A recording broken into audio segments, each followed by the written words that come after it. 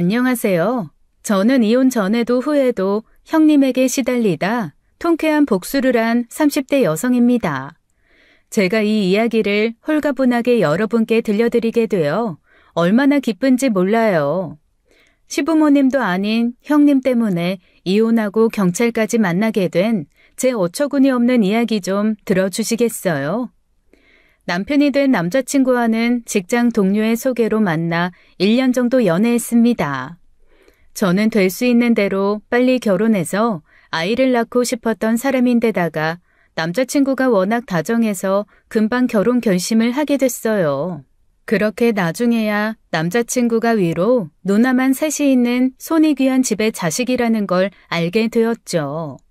그 사실을 알고 부모님을 포함해 남자친구를 잘 알고 있는 직장 동료마저도 결혼은 시기상조라는 이야기를 하더라고요. 양준이 그거 학교 다닐 때부터 여자들한테 인기도 많고 괜찮은 놈인 거 아는데 신우셋은 좀 무리야. 너도 들어봤을 거 아니야. 신우셋이면 사실상 시어머니가 넷이라는 거. 거기다 유일한 막내 아들? 포지션도 최악이다 최악. 그렇게 별론가? 양준이 말로는 자기 누나들이랑 연락도 잘 안 하고 자기한테 참견도 안 한다던데. 쌍둥이 누나 말고는 첫째 누나나 둘째 누나랑 나이 차이도 많이 난다고 하고. 결혼할 여자 놓치고 싶지 않은 남자 입장에서 무슨 말을 못하겠어. 내가 소개해줬지만 그런 자리인 줄 알았으면 나 너한테 소개해주지도 않았을 거야. 너 나중에 괜히 내 원망하지 말고 새겨들어. 너희 부모님도 반대하신다며. 남자 얼굴이 원빈이었어도 신우 셋인 집에는 시집 가는 거 아니야. 정 결혼하고 싶으면 몇 년 더 만나보고. 그렇게 급한 나이도 아니잖아. 남자친구만 봤을 때는 문제가 전혀 없었는데 주변에서 하나같이 그렇게 말리니 저도 마음이 흔들리더라고요. 청혼하고 수락했으면서 제가 집안 사정을 알고 난 뒤 결혼을 망설이는 게 보이자 남자친구는 발등에 불이 떨어진 사람처럼 설득하기 바빴습니다. 아이, 하경아, 그런 거 아니라니까. 우리 누나들 진짜 나한테 관심 하나도 없어. 오죽했으면 나 제대 날도 몰라서 둘째 누나는 내가 집에 왔더니 하는 말이 타령했냐고 했다니까. 나 막내 아들이라고 그렇게 귀하게 자란 거 아니야. 썩 대단한 대접받고 자란 것도 아니야. 나도 잘 모르겠어. 우유부단하게 고민하는 모습 보여주고 싶지 않은데 주변에서 하도 말리다 보니까 고민 안 할 수가 없어. 미안해. 아이, 진짜? 그럼 우리 누나 한번 만나봐. 네가 만나보고 결정하면 될 거 아니야. 남자친구는 자신만만하다는 듯이 첫째 누나와의 약속을 잡았고 만남이 불편했지만 어쨌든 만나는 보라는 엄마의 권유에 결국 나가게 되었습니다. 첫째 누나는 남자친구보다 무려 16살 위였고 나이가 이미 50이 넘은, 그러니까 누나라기보다는 이모에 가까운 분이셨어요. 일단 인상이 너무 좋으셨고 저를 너무 예뻐해 주시는 게 느껴지실 만큼 다정한 분이셔서 남자친구가 왜 그렇게 다정한지 알 것도 같았습니다. 양준이가 결혼하고 싶다고 소개해준 여자친구는 또 처음이라 내가 너무 설레네. 어쩜 그렇게 예뻐요? 네? 예쁘긴요. 예쁘게 봐주셔서 감사합니다. 저거 제대로 된 여자나 데려올까 싶어 걱정이 많았는데 이렇게 만나보니 너무 다행이다 싶어요. 양준이한테 들어서 알겠지만 양준이 위로 누나만 셋이라 고민 많이 되죠?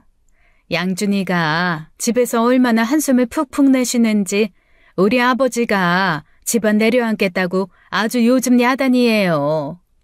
아, 그게 죄송해요. 솔직히 말씀드리면 주변에서 이런저런 말로 겁을 주시니 저도 걱정이 되더라고요. 그러니 내가 지금 이렇게 말한다고 해서 그게 그렇게 와닿을지는 모르겠는데 우리는 양준이 저게 어떻게 사는지 그렇게 큰 관심도 없어요. 엄마 빨리 돌아가시고 내가 거의 집안 살림 도맡아 하면서 키웠지만 솔직히 양준이 막내 아들이라고 오냐오냐 키우지도 않았고요. 남들은 보면 아들 낳으려고 그 늦은 나이에 막둥이를 낳았다 하겠지만 계획도 없던 애가 들어섰는데 그것도 쌍둥이가 들어섰다고 하니 한 번에 둘을 포기하는 건 아닌 것 같다고 엄마가 욕심내서 낳은 거거든요. 네, 그건 오빠도 이야기하더라고요. 늦은 나이에 갑자기 생긴 자식이라 세상 빛 못 볼 뻔했는데 돌아가신 어머니께서 쌍둥이라 낳고 싶어 하셨다고요. 맞아요. 그러니까 손이 귀하니 뭐니 그런 것도 하나 신경 쓸 거 없어요. 아들 낳으란 소리도 안 할 거고 원하면 애 없이 살아도 돼요. 그건 내가 각서도 써줄 수 있고. 우리 아버지는 나나 둘째 자식 손주 손녀만으로도 충분하시고 아버지도 나나 같이 사는 셋째가 있으니 정말 하나도 신경 쓸 거 없어요. 그러니 그저 저 애물단지 같은 놈 좀 데려가서 그저 예쁘게만 살면 좋겠어요. 내심 신우가 셋이라 저 나이 되도록 장가를 못 가나 싶어서 걱정이었거든. 첫째 누나의 말에서 정말 진심이 가득 느껴졌고 저는 그 말을 믿어보기로 했습니다. 뭐까짓 말이 바뀌면 이혼하면 그만이다 그런 마음을 먹고 나니 그렇게 어려운 고민도 아니더라고요. 상견례도 결혼식도 큰 문제가 없었고 그동안 했던 고민과 걱정이 기우에 지나지 않았구나 했어요. 아버님과 남편과 쌍둥이 누나라는 셋째 신우가 함께 사는 시댁이 가까워 자주 만났는데 항상 식사하러 가면 첫째 형님과 둘째 형님께서는 손 하나 까딱하지 못하게 하시며 다 해주셨어요. 사과 하나 깎아보란 소리도 없이 식사 후 거실 테이블엔 잘 깎아진 사과와 과일 접시가 올라왔고 빈 접시라도 챙길라 치면 어느 순간 손이 불쑥 튀어나와 낚아채가고요. 볼 때마다 왜 이렇게 예쁘냐, 요즘 젊은 애들 보면 정말 예뻐 죽겠다. 올케라는 말이 더 어색하다며 볼 때마다 제 이름 다정히 불러주시니 잦은 시댁 방문도 싫지 않았습니다. 거기다 첫째, 둘째 형님의 조카들이 모두 20대라 외삼촌인 남편과도 격이 없이 형제처럼 지내는 것도 보기 좋았고요. 엄마도 첫째 형님을 만나고 나서야 그러면 믿어보겠다 하고 결혼 허락을 하셨는데 결혼 후에도 저를 살뜰히 챙겨주시고 자식처럼 생각해 주시는 것을 결혼 잘했다고 할 정도였어요. 그런데 문제는 생각지 못한 곳에서 터졌습니다. 바로 남편의 쌍둥이였던 셋째 형님이 문제였던 거예요. 결혼 전에도 그리고 결혼한 후에도 한동안은 참고 있다가 이제 좀 제가 이 집에 자리 잡았다고 생각했는지 슬슬 본색을 드러내기 시작한 거죠. 나중에 안 사실이지만 셋째 형님은 아버님도 다른 형님들도 포기했을 정도로 막무가내라 어렸을 때부터도 엄청 골칫덩이였다고 해요. 학교 다닐 때도 친구들을 괴롭히거나 시험 시간에 컨닝하는 등의 크고 작은 문제로 속을 썩이는 일이 많았고요. 그래서 결혼할 때도 절대 저를 괴롭히거나 함부로 대할 생각하지 말라고 그렇지 않으면 살던 집에서도 쫓아내버릴 거라고 엄포를 놓은 모양이었고요. 하지만 어디 그 기질이 참아진다고 참아지나요? 올케, 다음 달 우리 아빠 생신인 거 알지? 뭐 할 거야? 오빠랑 이야기 해봤는데 용돈 드리는 게 제일 좋을 것 같다고 해서 그러려고요. 용돈은 당연한 거고 올케는 뭐 할 거냐니까?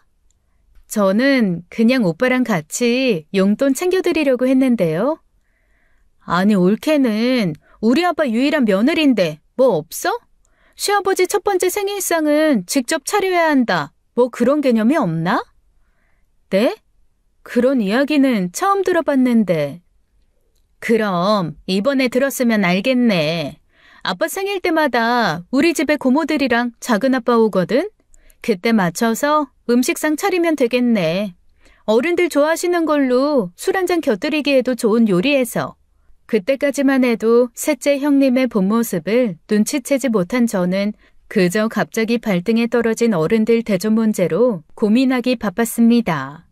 그래서 남편에게 가서 아버님 첫 번째 생신상을 어떻게 차려야 할지 모르겠다고 이야기하니 남편이 어리둥절한 얼굴로 왜 그걸 제가 고민하냐고 하더라고요. 남편은 딱 잘라 그 자리에 제가 나설 필요 없다고 했고 그래서 저는 남편 말대로 가만히 있었죠.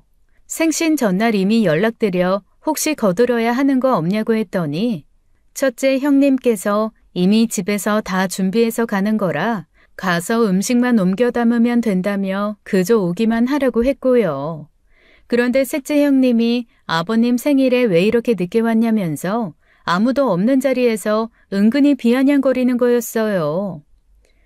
우리 언니들 믿고 너무 편하게 사네. 네?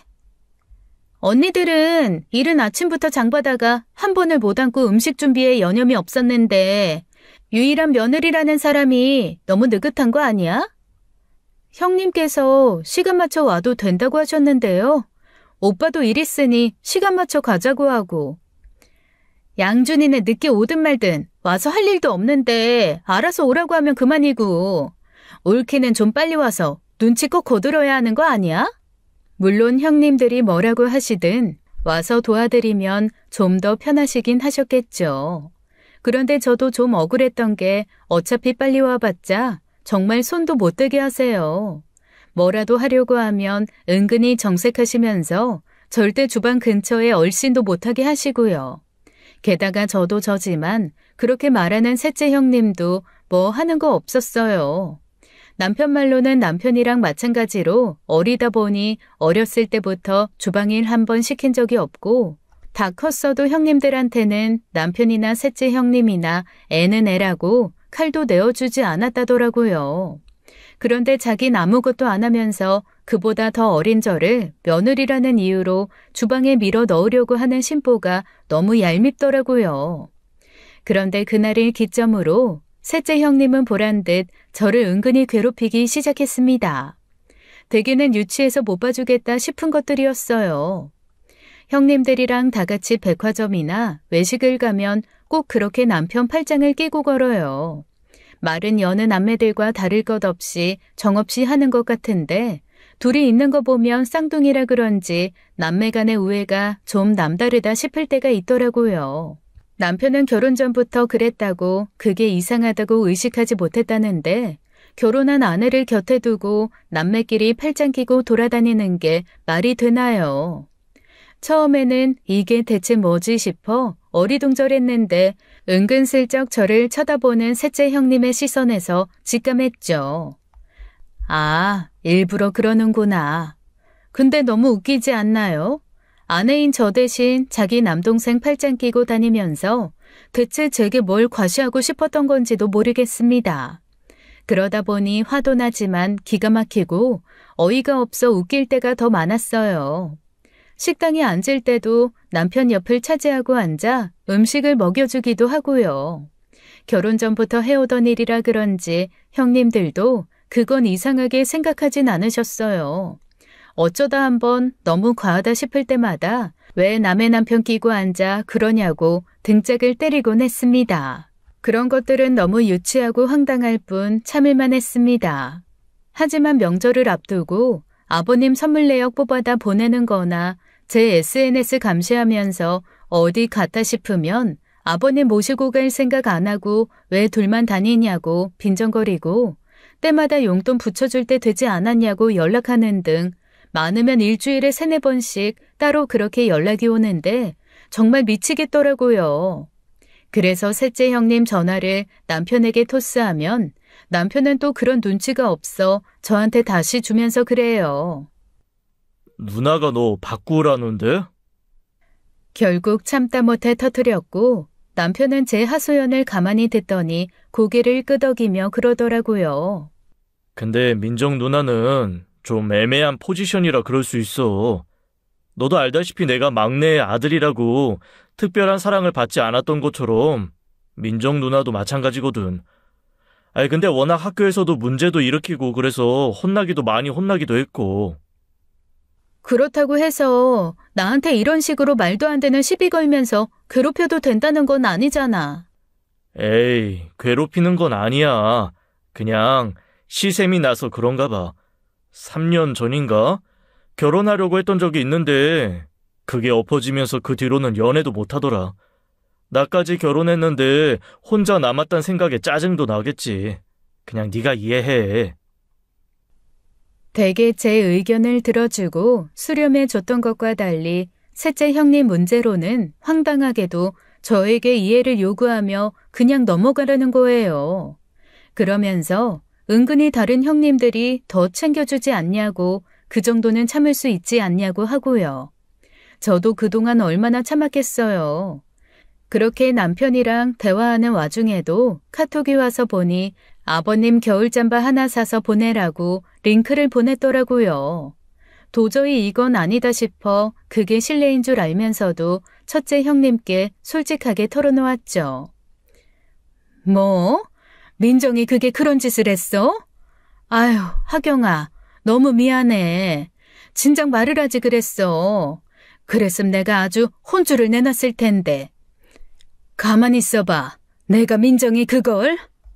결국 첫째 형님의 분노에 셋째 형님도 와서 삼자 대면하게 됐습니다. 다행히 셋째 형님은 자기가 한 짓을 부정하진 않더라고요. 발뺌하면 어쩌나 했던 걱정이 무색하게도 오히려 더 당당하고 뻔뻔하게 굴었습니다. 아니, 며느리가 시댁에서 불편하고 힘든 건 당연한 거 아닌가? 언니는 왜 그렇게 감싸주기만 해? 며느리가 시댁에서 불편하고 힘들기만 해야 한다는 법이 어딨어? 너도 시집 갈 거 아니야. 어떻게 된 게 자기 한치 앞을 모르고 그런 생각을 가져? 나도 우리 시댁에서 그런 소리는 못 들어봤다. 어디서 시누이 짓해서 하경이를 불편하게 만들어? 나는 당연히 며느리로서 해야 할 일을 알려주는 것뿐이야. 시끄러. 며느리 해본 적도 없는 것이 무슨? 너 한 번만 더 하경이한테 그런 연락하기만 해봐. 아주 그냥 아버지한테 말해서 너 그대로 쫓겨나게 만들 줄 알아. 나이가 들었으면 철 좀 들어라. 어떻게 그 나이 먹도록 변하는 게 없어 너는. 그날 그렇게 호되게 혼난 뒤로는 자기 언니가 무서워 그런지 저한테 말도 안 걸고 쳐다도 안 보더라고요. 제가 인사를 해도 형님들이 없는 자리에서는 대꾸도 하지 않으면서요.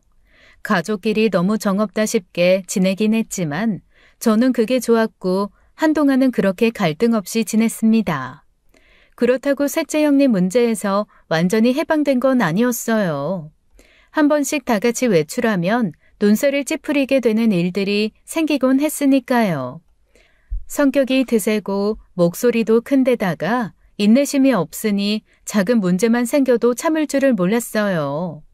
식당에서도 자기 기준에 문제가 있다 싶으면 사장 불러가 기본이었고 다 함께 장구경하는 자리에선 물건을 사지도 않으면서 시장이 정이라며 허락도 없이 물건을 집어먹더라고요. 상인이 안 된다고 하는데도 막무가내로 덤을 더 얹어달라고 하는 등 아주 가치 있다 부끄러워 피하고 싶은 적이 한두 번이 아니었죠.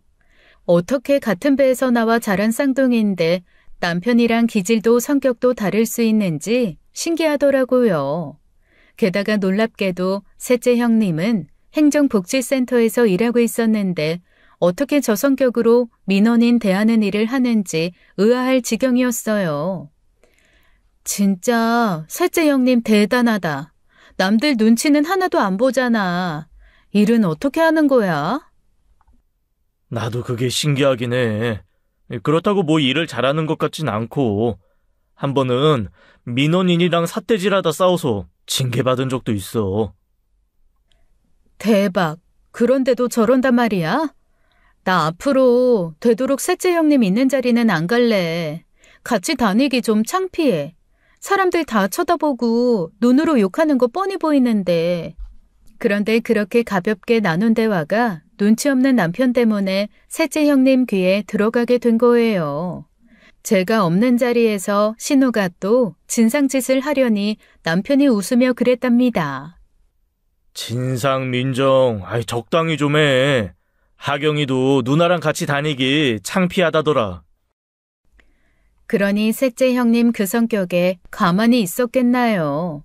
바로 저한테 전화해서 다다다 따져대는데 혼자 열받아 있는 이야기 없는 이야기 다 하면서 난리가 났더라고요.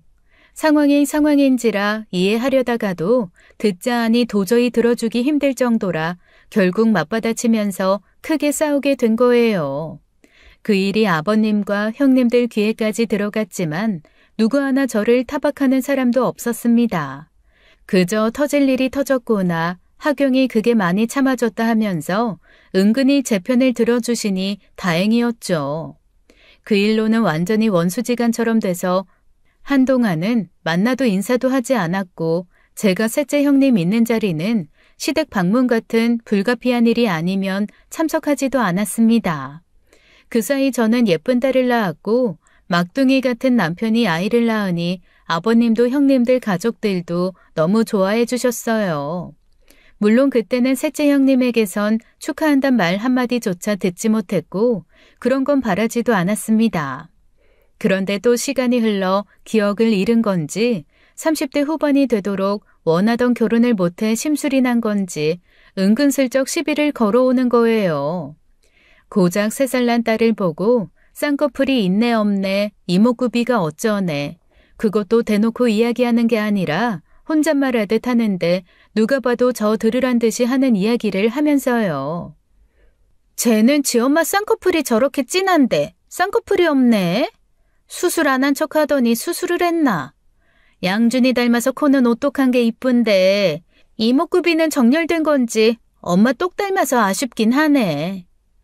형님, 저 수술 안 했고요. 코를 양준 오빠 닮았으면 눈도 양준 오빠 닮아서 쌍꺼풀이 없겠죠. 이목구비 정렬이 저 닮아서 아쉽다는 건 무슨 의미로 한 말이에요? 나 혼잣말한 건데 왜 시비야? 나 원래 집에서 혼잣말 잘해. 혼잣말을 잘하더라도 옆에 듣는 사람이 있으면 자중해야지. 누가 그렇게 생각 없이 속임말을 하나요? 뭐? 생각 없이? 너 지금 나 생각 없다고 했어? 네, 그래서요? 저 닮아 이목구비 정렬이 아쉽다고 한 형님이랑 뭐 다를 게 있어요? 예전 같으면 더러워 피한다고 말았을 텐데 엄마가 되면 강해진다고 딸을 두고 그렇게 이야기하니 참을 수 없었습니다. 그러자 셋째 형님은 어이없다는 듯 보란 듯이 콧방귀를 끼며 무시하더라고요. 웃긴 건 저를 그렇게 무시하고 싫어하는 내색을 하면서도 제가 형님들 주려고 이것저것 챙겨오면 자기 주려고 가져온 것도 아닌데 그렇게 잘 챙겨 썼어요. 여행지에서 사온 커피며 화장품, 연세에 맞는 영양제나 하다못해 식기류까지 제가 형님들 생각해서 사온 물건인데 한 번씩 시댁에서 보이곤 하더라고요. 그걸 형님들이 발견하시곤 왜 자기 물건이 여기 있냐며 이제 물건도 훔쳐가냐고 타박하시고요. 형님들 집에 가서 좋아 보인다 싶으니 이것저것 몰래 챙겨 가져다 쓴 것이죠. 날이 갈수록 나아지는 게 아니라 점점 제멋대로 구는 게 도가 지나치다 싶었는데 아버님께서 드시고 싶으시다는 음식을 포장해다 들른 길에 또 문제가 터졌습니다.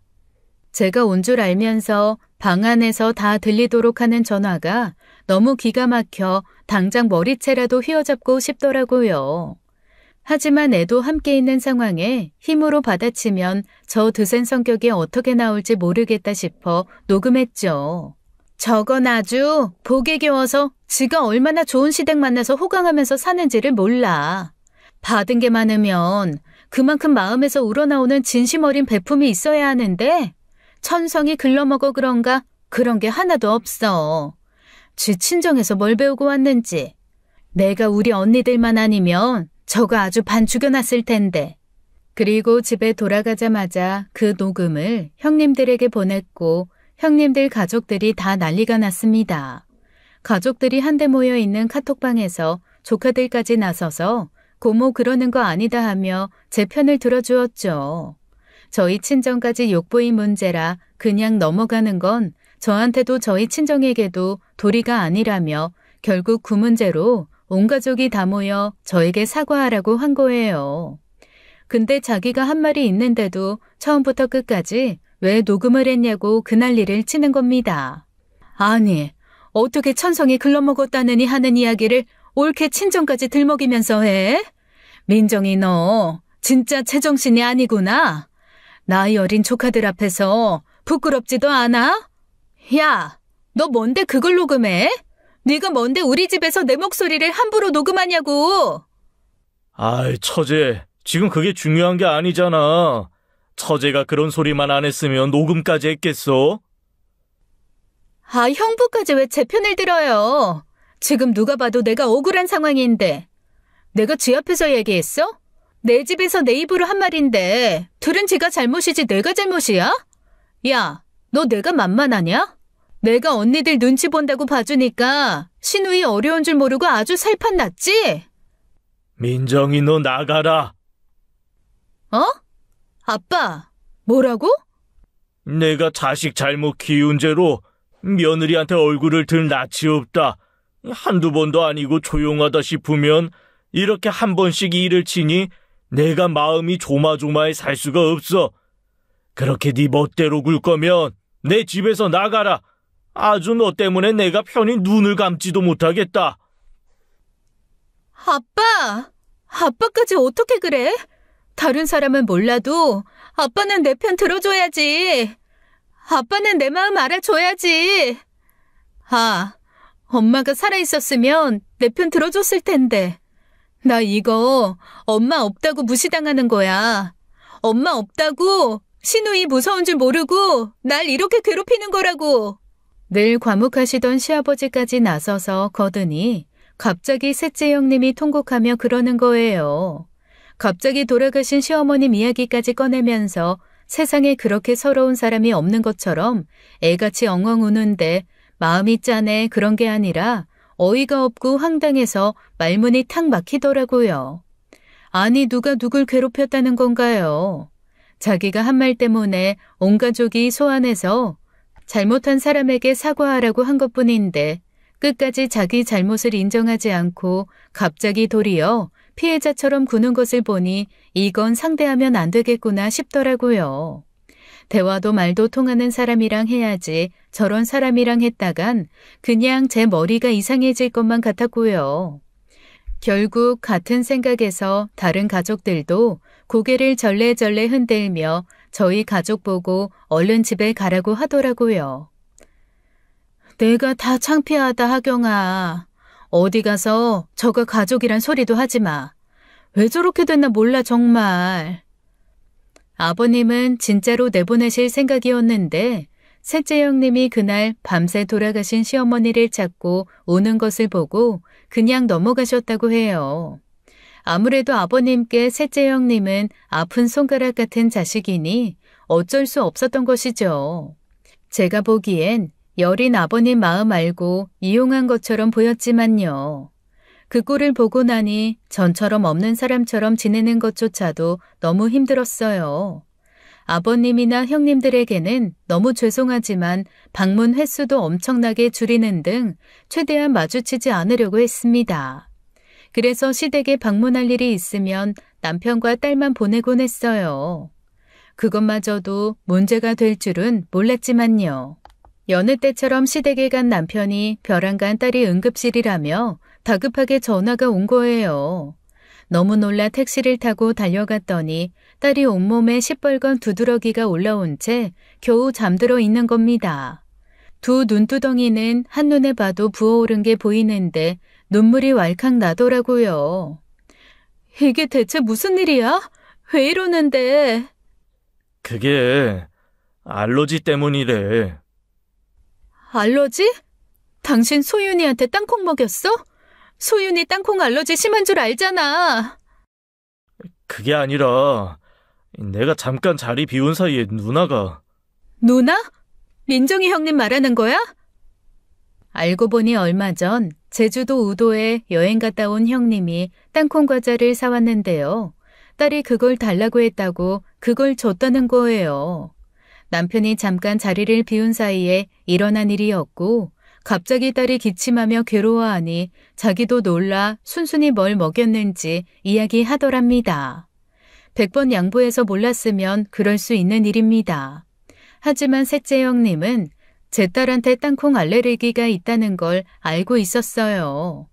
유아식을 끝낸 후 일반식을 하기 시작했을 때부터 인지한 문제라 시댁에 식사하러 갈 때 밥을 먹일 때마다 요리하신 형님들에게 양해를 구하며 일일이 물어가며 먹였고 그 자리에는 늘 신우가 있었으니까요.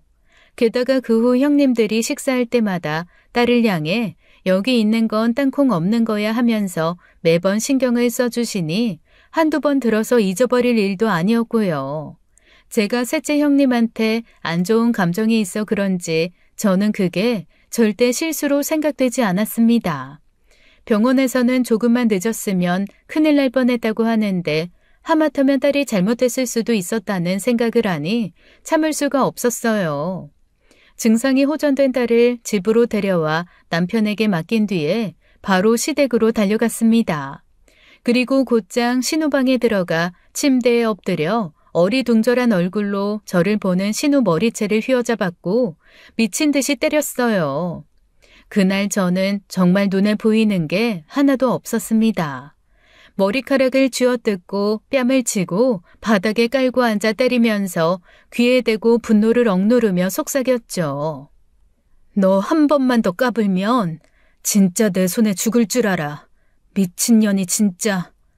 아무리 정신 나간 사람이라도 상대가 눈이 돈 것을 보면 섣불리 반격하기 힘들잖아요. 그날 셋째 형님도 그랬을 겁니다. 저는 진짜 당장이라도 죽일 수 있는 사람처럼 그랬으니까요. 그렇게 반쯤 죽여놓고 나오는 길에 아버님 앞에서 무릎 꿇고 앉아 아버님도 계신 집에서 너무 죄송하다. 근데 내 딸이 그렇게 됐다고 하니 보이는 게 없더라 하고 사과드렸습니다. 그랬더니 아버님께서 아니라고 그럴만하다고 본인 대신 흠씬 때려주어 고맙다며 어떻게 애가 그 지경이 된 상황에서 애엄마가 이성을 잃지 않을 수 있겠냐고 저를 위로해 주셨어요. 손녀한테 문제가 생겼으면 자기가 막내딸 데리고 같이 죽으려고 했다면서 말이에요. 그날 자리에 없던 형님들께서도 전화해서 자초지종을 이르며 제가 셋째 형님을 손찍어 맸고 욕도 했다고 솔직하게 말씀드렸어요. 그랬더니 오히려 잘했다면서 제 딸 걱정만 해주시더라고요. 아버님도 형님들도 제 마음을 헤아려 주고 있는 마당에 황당하게도 남편과 갈등이 생긴 거예요. 유일하게 남편만 그날 제가 한 행동이 그래도 도가 지나쳤다고 은근히 셋째 형님 편을 들었죠. 아무리 그래도 폭력은 아니지. 오빠, 형님이 소윤이한테 한 것도 폭력이야. 나는 말귀 못 알아먹는 사람한테 폭력을 폭력으로 응수했을 뿐이고. 나는 민정 누나가 알고 한 것도 아닌데 그렇게까지 해야 하나 싶은 거지. 오빠는 형님이 모르고 했을 거라고 생각해? 그래. 그래도 사람이면 그걸로 죽일 생각으로 한 일은 아니겠지. 하지만 어느 정도 알러지 반응이 올라올 거라는 건 알고 일부러 한 짓은 맞아. 아버님 집 갔을 때 행여나 다른 분들이 모르고 먹일까 봐 소윤이 땅콩 알러지 있는 거 요난스럽게 말하고 다닌 거 당신도 알잖아. 근데 그걸 몰라서 했다고 하면 머리는 장식으로 달고 다니는 거지. 제가 그렇게 이야기하니 남편도 할 말이 없는지 입을 다물었어요. 하지만 그 후로 며칠은 기분이 상한 듯 대꾸도 제대로 하지 않고 속 좁은 사람처럼 굴더라고요. 아니 자기 딸이 큰일 날 뻔했는데 괜찮아졌다는 이유로 했던 일이 없던 일이 되나요? 오히려 자기가 나서서 휘어잡아도 모자랄 판에 등신처럼 자기 누나편을 드는 게 그날 정말 크게 실망했습니다. 그렇게 시작된 갈등의 씨앗은 사소한 일로 싸움으로 번지는 계기가 되었고 셋째 형님 이야기만 나오면 남편은 매번 과민하게 반응했어요. 아버님의 형님들까지 나서서 문제가 있다고 생각하시는데 남편만 같이 자라 마음을 이해한다는 둥 원래 마음이 모진 애는 아니라는 둥 내가 먼저 사근사근 굴면서 비위를 맞춰줬으면 저렇게 되지도 않았을 거라는 둥 헛소리까지 하면서요. 그래서 남편과 사이도 정같지 않았고 대화도 거의 없던 어느 날이었습니다.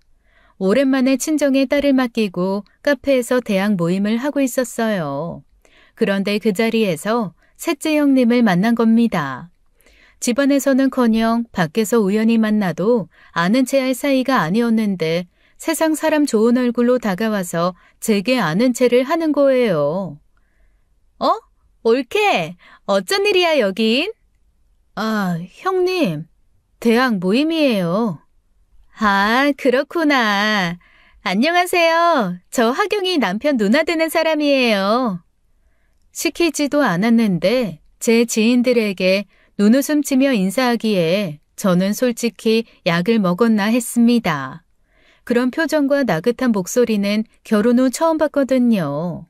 제가 눈치껏 그럼 가서 일 보시라고 억지로 보내니 자리를 뜨는데 은근히 그 자리에 끼고 싶어 하던 눈치였어요. 사람이 안 하던 짓을 할 때는 그럴 만한 이유가 있잖아요. 아니나 다를까 그날 저녁 남편이 갑자기 저한테 휴대폰을 내밀더라고요. 뭐냐고 쳐다보니 셋째 형님이 저를 바꿔달라고 했다더라고요. 제가 연락처를 차단했으니 저한테 직접 연락할 수 없어 남편을 통한 건데 저는 뻔히 우리 사이가 어떤지 알면서 전화 통화를 권하는 남편이 너무 못마땅했습니다. 일단 무슨 일인가 싶어 받긴 했죠. 올케, 잘 들어갔어? 네, 무슨 일이에요? 아, 그게 혹시 말이야, 아까 올케 맞은편에 있던 분 어떻게 아는 사이야? 대학 선배예요. 선배? 아, 그렇구나. 혹시 그분 결혼했나? 네, 했어요. 아, 했어?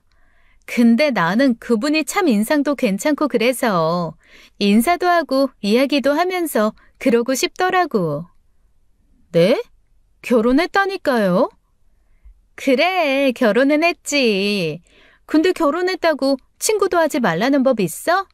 그러지 말고 내가 알아서 잘 이야기해 볼 테니까 연락처 좀 알려줄 수 있을까? 유부남한테 여자인 친구가 뭐가 필요해요? 왜? 집안에 문제가 있음 친구들 만나서 해소하기도 하는 건데 친구 많으면 좋지.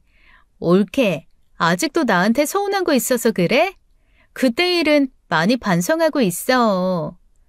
아니요, 형님. 그분 결혼하셨고 괜히 유부남한테 문제될 일 만들었다 곤란해지고 싶은 생각도 없어요. 못 들은 걸로 알게요. 그 자리에 있던 그 선배는 학교 다닐 때도 인물이 좋은 것으로 유명한 분이었어요. 보는 눈은 있는지 그 많은 사람 중 딱 그 선배를 콕 집어 연락처를 요구하는 게 그럴 줄 알았다 싶었죠. 사실 그 선배는 아직 미혼으로 소개해달라고 할 게 뻔해 형님께 거짓말을 한 거였어요. 인물이 좋아서 그런지 배우자 보는 눈도 까다로워 결혼이 늦은 사람한테 형님이 눈에 찰 리도 없었지만요. 게다가 누구보다도 그 성격 잘 아는 제가 대학 지인한테 그런 사람 소개해줬다가 망신당할 일이 있나요? 그런데 그 뒤로 자꾸 남편 통해 딸 선물이니 제 선물이니 하면서 정말 쓸데없는 것들을 보내더라고요. 시댁 냉장고에 있었을 것이 분명한 냉동된 떡, 어디 선물 들어왔다 먹다 남은 것 같은 낱개 커피 스틱, 취향에 맞고 사용감 있는 자기가 입다 보낸 옷들이요. 근데 남편은 그것들을 셋째 형님의 노력이라고 하는 겁니다. 저는 콧방귀를 뀌며 그건 노력이 아니라 쓰레기 처분이라고 했다가 그날도 남편하고 크게 싸웠고요. 남편은 그 선배가 미혼인 걸 알아요. 그래서 그 두 남매가 합세해서 저를 설득하려 드는데 정말 진절머리 나게 싫더라고요. 그렇게 무조건 싫다고만 할 문제가 아니라고 생각하지 않아? 싫은 걸 싫다고만 생각하지. 왜 꾸역꾸역 장점을 찾아야 하는데? 생각 좀 해봐라. 민정이 저거 곧 나이가 40인데 하고 싶은 결혼도 못해 저러고 있는 거잖아. 그러니 너가 나서서 자기 마음에 든 사람 적극적으로 붙여주면 마음도 풀리고 사이도 좋아지지 않겠냐고. 막말로 노처녀 히스테리 부리는 사람이 결혼에 안정되면 너도 좋고 누나도 좋은 건데 왜 그렇게 누나 일에만 삐딱하게 구는 건데. 객관적으로 생각해봐. 40이 넘도록 누구도 데려가지 않으려는 그 대단한 형님을 왜 내 지인한테 소개해줘야 하는데? 그 선배 인물만 좋은 게 아니라 직업도 좋아. 선을 봐도 날고 기는 여자들이 줄을 서. 그런데도 결혼 안 하고 있는데 형님을 소개해주라고? 양심이 알코올이네. 양심 다 날아갔어. 야, 누나가 그렇다고 뭐 빠지냐? 인물도 저만하면 괜찮고 직업도 공무원으로 안정적. 아, 조용히 해. 제 눈에 안경이라고 오빠 눈엔 인물이 괜찮아 보일지 모르겠지만 객관적으로 전혀 아니네요. 그렇게 잘난 누나 안쓰러워서 못 견디겠으면 오빠 지인 수소문해서 짝지어주면 되겠네. 그리고 애초에 왜 내가 형님 비위 맞춰주면서 관계 개선을 해야 되는데? 그거 자체에 문제가 있다고 생각하지 않아? 문제를 만든 건 형님인데 내가 왜 그 비위를 맞춰주면서까지 잘 지내야 하는 거냐고. 누나는 그런 거 할 줄 모르니까 너가 먼저 나서서 하면 누나도 나아지겠지. 그러니까 왜 내가 먼저 나서야 하는 거냐고. 나도 나한테 잘못한 사람한테 먼저 나서서 화해할 정도로 넓은 아령 없는 사람이야. 손이 씻으면 자기가 잘못 인정하고 굽히고 들어와야 하는 거 아니야? 그래서 요즘 잘하잖아. 미안하다고 하면서. 그게 어디 진심으로 내 생각해서 하는 행동이야? 다 선배 번호 알려달라고 하는 거지. 그만 좀 해. 그렇게 안쓰러우면 끼고 살지. 왜 독립해서 나랑 결혼했어? 평생 쌍둥이라고 붙어 다녔다고 죽을 때까지 그럴 것 같아? 그러고 싶으면 지금이라도 말해. 당장 이혼해 줄 테니까. 그날 처음으로 제가 먼저 입에 이혼을 입에 올렸고 남편도 그건 아니다 싶었는지 말더라고요. 저는 그때부터 마음의 준비를 좀 했던 것 같습니다. 이러다가 셋째 형님 때문에 이혼하겠구나. 그래, 차라리 이혼하는 게 낫겠다 하고요. 애한테도 계속 부모가 싸우는 꼴을 보여주는 것보다는 차라리 한 명이 안정적으로 키우는 게 낫다 싶기도 했고요. 그런데 그 결심을 그렇게 빨리 하게 될 줄 알았을까요? 어느 날 갑자기 그 선배한테 연락이 온 거예요. 번호는 알고 있지만 따로 연락하고 지내는 사이까진 아닌데다가 며칠 전 그 선배를 두고 뒤에서 싸운 일도 있고 해서 괜히 놀라서 받았죠. 하경아. 나야, 우진이. 네, 선배. 어쩐 일이세요, 갑자기? 하경아, 손민정이라는 분한테 연락이 오는데 전에 그 카페에서 봤던 분 맞지? 네가 내 연락처를 줬다고 하던데. 네? 선배, 저는 형님한테 선배 번호 준 적 없는데요. 선배한테 연락했던가요? 처음엔 그날 카페에서 보고 인상이 좋아 연락했다고 하더라고. 근데 내가 얼마 전에 좋은 감정으로 만나는 분도 있고 해서 애둘러 거절했는데도 자꾸 연락이 오네. 선배, 너무 죄송해요. 제가 아무리 가족이라도 선배한테 묻지도 않고 연락처 주고 그러진 않아요. 어떻게 된 일인지는 모르겠는데 형님이 그날 보고 선배가 마음에 들었나 봐요. 제가 연락 못하게 잘 전할게요. 죄송해요, 정말. 부탁할게. 한 번만 만나보자고 밤낮 없이 연락하는데 좀 피곤하네. 그 말을 듣는데 얼굴이 화끈거려서 혼났습니다. 그 선배 성격에 그렇게 말했다는 건 진짜 화가 많이 났다는 것이었거든요. 알고 보니 형님께 선배 번호를 전해준 것은 남편이었어요. 저희가 서로 찍은 딸 사진을 보려고 따로 비밀번호를 설정해 놓지 않고 각자 휴대전화를 자유롭게 볼 수 있게 해놨거든요. 그런데 그걸 이용해서 저한테 말도 없이 제 핸드폰 안에 있는 번호를 신우에게 전달한 것이었죠. 미쳤어?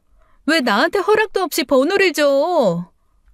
번호 그거 주는 거 뭐 힘들다고. 마음에 안 들면 두 사람이 알아서 할 일이지. 번호 주는 게 그렇게 문제야? 진짜 미쳤네. 형님 몰라? 지금 거절하는데도 사람 귀찮게 매번 연락 와서 곤란하대. 번호 주면 뭐? 그 선배가 그동안 찾지 못했던 형님 운명의 짝이라도 될 줄 알았어? 왜 이렇게 사람 난처하게 만들어? 그냥 좀 한번 만나나 보면 되겠구먼. 남자 새끼가 쪼잔하게. 알았어. 내가 누나한테 말할게. 됐지? 뭐? 남자 새끼가 쪼잔하게? 진짜 뭐가 문제인지를 모르는구나. 오빠, 우리 그만하자. 뭘? 나는 도저히 앞으로 살면서 뻔히 보이는 이 형님 문제로 싸우면서 살고 싶지가 않아. 평생 내 편이 되어야 하는 사람이 진짜 남의 편인 것 같아서 아주 감정 소모에 힘들어 미쳐버릴 것 같다고. 그래서 뭐 진짜 이혼이라도 하자고? 계속 그렇게 형님 편 들면서 내 속 긁을 거면 그냥 이혼해. 그냥 하는 말 아니야. 주변에서 그러더라고요. 부부가 살다 보면 이혼 이야기 꺼내가며 싸우게 되는 거 흔히 있는 이야기라고요. 그중 대부분은 진짜 이혼하고 싶어 꺼낸 이야기가 아니라 그만큼 극단적으로 치달은 내 마음을 알아달라는 마음에서 하는 이야기더라고요. 저도 마찬가지였어요. 물론 그런 갈등이 지속되는 삶을 살고 싶지 않았던 것도 있지만 이혼을 생각할 만큼 제 마음이 힘들다는 것 좀 알아달라는 마음이 더 컸어요. 그런데 남편은 거기서 자존심을 꺾지 않았고 그 뒤로 어떠한 대화도 하지 않으려 하면서 순순히 이혼에 이르렀습니다. 어떻게 보면 이혼 계기가 별것 아닌 것도 같지만 이게 당사자가 돼보지 않으면 몰라요. 셋째 형님 문제가 어쩌다 한 번씩 있었던 일도 아니고 신혼초를 제외하고는 줄곧 강도의 차이였던 거지 늘 있었거든요. 저도 직접 겪어보니 알겠더라고요. 주변에서 그런 일로 이혼한다고 하고 의문을 가졌던 것들이 사실은 그전부터 천천히 쌓였던 일이 별것 아닌 부분에서 터져서 생긴 일이라는 것을요. 당연히 시댁에서는 저희 이혼을 극구 말리셨고 결국 제가 뜻을 꺾지 않자 미안하다며 보내주셨습니다. 특히 첫째 형님께서 본인이 돌아가신 시어머니 자리를 제대로 채우지 못해 애들이 그렇게 된 것 같다고 셋째 형님께서 제게 하신 일도 있고 하니 그저 욕심내기 힘들다면서 가끔 조카는 보여달라 그러시더라고요. 저도 셋째 형님을 제외한 시댁 식구들에겐 나쁜 감정이 없으니 한 번씩 연락드리고 딸을 보여드렸어요. 그렇게 시간이 흘러 반년쯤 지났을 겁니다. 아이 문화센터에 나가다가 알게 된 싱글 대디가 있어요. 우연히 같은 프로그램을 3개쯤 하게 됐을 때 이런저런 개인 사정이나 육아 지식을 공유하며 좀 가까워졌죠. 그렇다고 재혼 생각하면서 만난 건 아니에요. 이혼한 지 얼마 되지도 않았고 딸 가진 싱글맘들은 이해하시겠지만 딸 데리고 재혼하는 게 쉽지는 않잖아요. 하지만 그분과 저는 똑같이 이혼으로 싱글이 된 공통된 처지라서 말이 잘 통하다 보니 만날 때마다 카페 가서 친구 만나듯 서로에게 편한 대화 상대가 된 거였죠. 그런데 딸이 그분을 아저씨라고 칭하며 꺼낸 이야기에 전 남편이 길길이 날뛰며 찾아온 겁니다. 야, 서하경, 너 연애하냐? 너 애 데리고 정신이 있냐 없냐? 다짜고짜 만나자마자 그게 무슨 말이야? 애 앞에서. 연애는 무슨 연애? 내가 오빠처럼 한가한 사람인 줄 알아? 그럼 소윤이가 하는 말이 뭔데? 매주 만나 키즈 카페 가서 재미있게 놀아준다는 그 아저씨 뭐냐고? 육아 동지다, 육아 동지. 내가 내 교우 관계까지 오빠한테 일일이 보고해야 할 이유는 없을 것 같은데. 이혼한 전 남편한테. 교우 관계? 웃기시네. 야, 너 연애할 거면 소윤이 내놔. 내가 키울 테니까 내놓으라고. 나는 내 딸이 다른 남자한테 아빠 소리하는 꼴 죽어도 못 보겠으니까. 참나, 어이가 없네. 오빠는 평생 소윤이 끼고 살 자신이 있나 봐. 잘 생각해봐. 주변에 형님 때문에 이혼했다는 소문이 파다한데 애까지 딸려 있으면 어떤 여자가 좋다고 오빠랑 살겠다고 하겠어? 그리고 애 볼 시간은 있고? 뭐 잘난 성격 파탄자 공무원 형님께서 일 그만두고 대신 봐주시기라도 하겠대? 남편에게 휘말리지 않고 팩트만 집어 조목조목 반박해주니 남편도 할 말이 없는지 씩씩대며 가더라고요. 안 그래도 애 때문에 정신 못 차리는 남편을 매주 만나야 하는 것도 고역스러운데 어느 날은 그 자리에 가장 꼴도 보기 싫은 형님이 같이 나타난 겁니다. 너 연애한다며? 참나, 양준이랑 이혼한 지 얼마나 됐다고 그새? 됐고 나는 도저히 인정할 수 없지만 나 때문에 너네 사이가 그렇게 됐다고 하니 내가 물러서 줄게. 됐지? 있는 듯 없는 듯 살 테니까 너네 둘이 다시 합쳐. 소윤아, 가자. 아빠 만나는 날은 다시 정하는 게 좋겠다. 옳게! 지금 내가 하는 말 안 들려? 아, 그리고 소윤 아빠. 애 만나는데도 룰이 있다는 건 알아줬으면 좋겠네. 이 자리는 어디까지나 당신한테나 허용되는 자리지 불필요한 사람 끌어들여 나오는 자리는 아니잖아. 찌질하게 초등학생처럼 누나 데려와서 힘 과시하려 하지 말고 이젠 나한테 신호도 못도 아는 사람 얼굴 보게 하지 마. 앞으로 저런 개념 없는 헛소리로 무례하게 굴면 정식으로 이의 신청해서 딸도 못 보게 할 테니까. 아빠 만나는 자리가 애 정서적으로 좋지 않다는 거 알면 충분히 받아들여질 것 같네. 저는 셋째 신우는 완전히 배제한 채 전 남편을 향해 경고했고 딸은 그대로 데리고 와버렸어요. 이혼하면 저 지긋지긋한 얼굴 좀 안 보려나 했더니 애라는 연결고리가 있으니 그것마저도 끝낸 게 어렵더라고요. 애초에 그 사이에서 중간 역할 못한다는 이유로 이혼했으니 사실 이혼한다고 해서 문제가 해결되지 않은 건 당연한 일이었어요. 그러던 추석이 지난 어느 날이었습니다. 또 셋째 형님한테 연락이 온 거예요. 전화번호를 바꿨는지 차단된 번호도 아니라 무방비로 연락이 닿고 말았죠. 옳게, 며칠 전 추석이었는데 왜 아빠한테 연락을 하네? 네?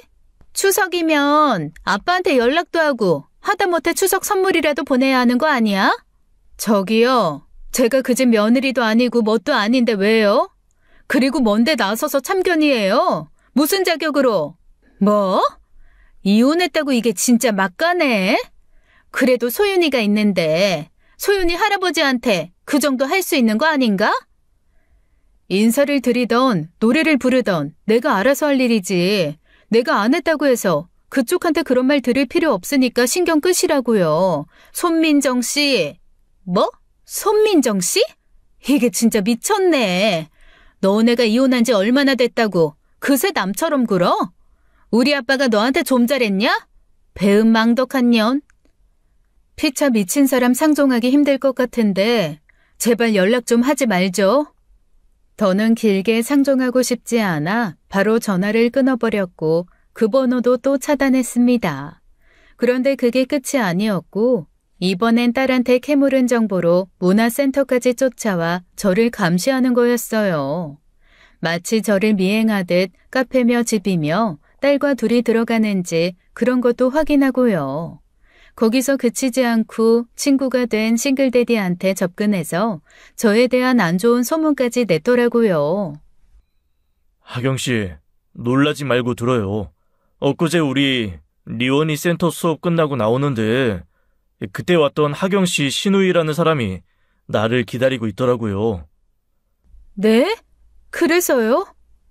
아휴, 내가 내 입으로 말하긴 너무 민망한데 아무튼 하경씨에 대해 너무 안 좋은 식으로 이야기를 해서 불편하니 그런 이야기 하지 말아달라고 자리를 피했거든요. 그런데도 끝까지 쫓아오면서 하경씨랑 붙어 다니다간 인생이 망할 거라느니 자기 동생이 남성 편력 심한 하경씨 만나 고생해야 하는 말이라고 별의별 소리를 다 하는데 정말 난처해 혼났어요. 아, 정말 죄송해요. 제가 말씀드렸죠. 그 사람 때문에 이혼했다고. 이혼하면 끝인 줄 알았는데 아이 때문에 이도저도 못하고 정말 죽겠어요. 진지하게 이사도 생각 중인데 애 혼자 키우면서 연고도 없는 다른 지역 가기도 힘들고. 그분 말을 듣는데 정말 뒷골이 아찔하게 당기면서도 착잡하더라고요. 그 미친 성격에 대체 어떻게 하면 저 지긋지긋한 연결고리를 끊을 수 있을까 싶어 막막한 마음도 들고요. 그러자 그분께서 곰곰이 생각을 하시다가 제게 그러시더라고요. 말만 들었을 땐 잘 몰랐는데 직접 만나고 나니까 어떤 분인지 알겠더라고요. 근데요, 하경씨, 눈에는 눈, 이에는 이라고 하잖아요. 미친 사람 상대하려면 내가 미치지 않고서는 어려울 것 같아요. 네? 그럼 저보고 미쳐보라는 말이에요? 상대방이 비상식적인 행동으로 나를 괴롭혔을 때 말로 해결되지 않으면 똑같이 비상식적으로 상대해보는 것도 하나의 방법 아닐까요? 그마저도 안 되면 솔직히 전 더러운 똥이라고 생각하고 피하는 게 상책이라고 생각하지만요. 저는 그분의 말에서 어쩌면 정답이 될 수 있는 것을 찾아냈습니다. 말이 안 통하면 똑같이 미쳐보라는 거예요. 어차피 이판사판이고 이 사회에는 뚜렷한 방법이 없는 상황이라 뭐라도 해봐야겠다는 결심이 선 거예요. 친정엄마한테 양해를 구하고 며칠간 딸을 맡겼습니다. 그리고 가장 먼저 셋째 형님이 근무하고 있는 행정복지센터를 찾아갔어요.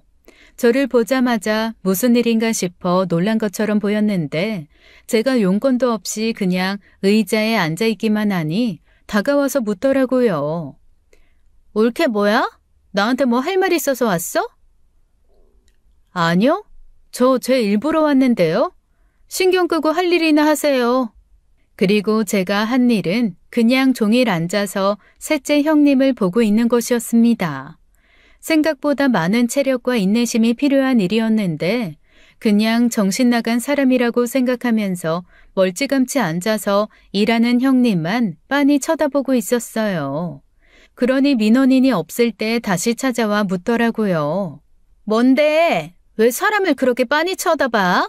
할 일 있어서 왔다며. 일 보고 얼른 가. 아, 신경 끄라고요. 내가 내 눈 가지고 쳐다보는데 뭔 상관이에요? 뭐? 미쳤어? 진짜 귀찮게 구네. 민원인 쫓아내기라도 하시려고요? 손민정 씨?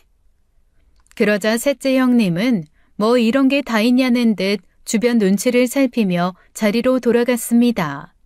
점심시간에 잠시 자리를 비우고 밥 먹고 다시 갔어요. 그리고 일 끝날 때까지 계속 쳐다보고 있었죠. 그랬더니 다른 분들도 이게 뭔가 하시고 무슨 일이시냐고 묻기에 그분들에게는 정중하게 말씀드렸어요. 일 방해할 생각이 없고 개인적인 일 때문에 그러니까 양해해 주시면 감사드리겠습니다. 그냥 좀 앉아만 있다 갈게요. 그랬더니 그분들도 딱히 별 말씀 안 하시더라고요. 그걸 일주일을 했습니다. 사실 시작하기 전에는 막막했는데 하루 이틀 하다 보니 할만하더라고요. 셋째 형님은 행정복지센터 내에서도 은근히 빌런 취급을 받는 사람이라 은근히 저를 응원하듯 커피도 내어주시고 웃어주시고 가는 분들도 많았어요. 이미 셋째 형님 때문에 이혼한 전 올케가 와서 무언의 복수를 시작했다는 소문도 난 모양이더라고요. 그러면서 은근히 회식 자리도 흘려주셔서 종일 그렇게 앉아있다가 회식 자리까지 따라가 곁에 테이블 하나 잡고 그저 셋째 형님을 쳐다보면서 밥만 먹었어요. 건드리지도 않았고 말을 걸지도 않고 그저 처음부터 끝까지 종일 바라보기만 하면서요. 제가 보란 듯 일부러 그러고 있다는 것을 알게 된 후 셋째 형님도 그래 누가 이기나 보자고 안간힘을 다해 모른 척하긴 했는데 하루가 멀다 하고 자기 직장에 와서 그러니 심리적 압박에 미칠 노릇이었겠죠. 거기다 소개팅 자리가 잘 돼 썸남이 생겼다는 소식을 듣고 그 자리까지 찾아갔습니다. 그러니 기겁하면서 저한테 오더라고요. 진짜 미쳤어? 언제까지 그럴 건데? 지금 나한테 복수라도 하는 거야? 제가 뭘 했다고요? 저 밥 먹으러 온 거예요. 왜 그러세요? 그리고 무슨 복수요? 제가 손민정 씨한테 복수할 일이 있긴 하나 보네요. 근처에 썸남이 있으니 그 이상 질러대지도 못하고 발을 동동 구르며 어쩔 줄을 모르는데 그때부터는 신이 났습니다. 그 다음 날에도 직장에 찾아가서 직장 사람들과 비밀리에 접선해서 형님의 썸남 연락처도 알아냈어요. 그리고 그 사람한테 제 신원을 밝히고 형님의 이러한 문제로 이혼까지 이르게 된 사람이다. 조심하셔라 했죠. 결국 또 오랜만에 형님한테 찾아온 사랑은 그렇게 제대로 오기도 전에 사라져버렸고 썸남과의 이별이 제 탓이라고 짐작은 했는지 형님은 저를 죽일 듯이 노려보더라고요. 그러던 어느 날 행정복지센터에 경찰이 찾아왔는데 형님이 경찰을 저에게 안내하는 거예요. 제가 업무 방해를 해서 신고를 했다나요? 그런데 제가 업무 방해는커녕 평화로운 센터 안에서 가만히 앉아있어 그런지 경찰도 좀 어리둥절한 얼굴로 저랑 신우를 번갈아 가며 보더라고요. 아, 이분이 구체적으로 어떻게 업무 방해를 하신 건가요? 매일같이 찾아와서 절 가만히 쳐다보면서 사람 일을 못하게 해요. 이런 건 공권력으로 어떻게 해야 되는 거 아니에요? 가만히 쳐다보셨다고요? 그게 다예요? 그게 다면요? 그러면 안 돼요? 내가 일을 못하겠다니까요. 아, 근데 그게 좀 애매한데. 경찰이 난처한 듯 주변을 돌아보자 경찰이 올 거라고 생각지 못했는지 센터장님까지 나와 사태를 수습하려 애쓰시더라고요. 그러면서 형님의 동료들도 나서서 특별히 문제가 되는 행동을 하신 분은 아니라고 영업방해를 받은 적이 없으며 조용히 시간만 보내다 가시는 분이라며 저를 옹호해 주셨습니다. 지역 주민이 행정복지센터를 이용하는 게 문제가 되나요? 그게 하루 종일이라고 할지라도 제가 피해를 준 것도 없고 이분들도 괜찮다고 하셨는데요. 아, 진짜 이 미친년이! 결국 형님은 아슬아슬하게 쓰고 있던 사회적 가면까지 벗어던지고 경찰이 보는 앞에서 저를 폭행했고 저는 일부러 과장 연기까지 더해 쓰러졌습니다. 보고 있는 증인이 많았고 이성을 잃은 형님은 경찰에 의해 간신히 진정되었어요. 행여 제 행동이 법적으로 문제가 된다고 할지라도 저는 법정 싸움까지 할 각오로 시작한 건데 오히려 먼저 그렇게 일을 만들어주니 고맙기까지 하더라고요. 저는 바로 셋째 형님을 폭행죄로 고소했고 당장 취하하라 길길이 날뛰는 형님을 향해 분명히 말했습니다. 고소했다고 끝난 것 같죠? 아니에요. 저 죽을 때까지 쫓아다닐 거예요. 그쪽 때문에 이혼녀 딱지까지 달았는데 내가 무서울 게 뭐가 있어요. 그쪽이 남자를 만나면 계속 따라다니면서 그쪽이 어떤 사람인지 이야기할 거고 어떻게 결혼까지 하게 되더라도 결혼식장에 가서 피켓 들고 서 있을 거예요. 그쪽이 했던 것처럼 그쪽 지인들 찾아가서 그쪽이 어떤 사람인지 허위사실도 불사하고 이야기하고 다닐 거고요. 그랬더니 그제야 이건 아니다 싶었는지 제 앞에서 무릎을 꿇고 싹싹 빌면서 그러더라고요. 내가 잘못했어. 내가 이렇게 빌게. 그만해. 어? 내가 하나밖에 없는 친구 같은 내 동생 뺏긴 것 같은 기분도 들고 가족들한테 사랑받고 인정받는 네가 질투나서 그랬어. 제발 그만해. 연락도 안 하고 소윤이도 안 만날게. 어? 제발 옳게 이렇게 부탁할게. 셋째 형님은 자기 잘못을 조목조목 적은 반성문 10장을 써왔고 저를 비롯해 딸에게도 접근하지 않겠다는 각서까지 썼습니다. 형님이 쓴 반성문을 보니 거진 자기 연민에 취해 어쩔 수 없었다는 변명이 대다수였지만 아무것도 하지 않아도 며느리라고 귀한 대접받는 제가 아니고와 그랬다는 것만은 일관된 이야기더라고요. 물론 폭행 고소는 취하지 않았고 법의 처벌은 따로 달게 받으라고 뒀어요. 어쨌든 저는 그 길로 평화를 되찾았고 그로부터 1년이 넘는 지금까지도 신우이의 머리카락도 본 적이 없습니다. 왜 진작 그렇게 하지 못했을까 싶을 정도로 평화로운 나날이에요. 형님이 잠잠해지니 전 남편은 뒤늦게 후회가 됐는지 은근슬쩍 재결합 시그널을 보내고 있는데요. 웃기지도 않습니다. 저는 애 때문에 이혼 망설이고 재결합하는 사람은 아니거든요. 그렇게 우유부단하게 그렇게 간단한 상황 판단도 할 줄 모르는 사람이랑 저와 제 딸 미래를 맡길 수도 없고요. 여러분들도 미친 사람 상대하기 버거울 땐 똑같이 미친 척 한번 해보세요. 의외로 잘 먹힐지도 모르니까요.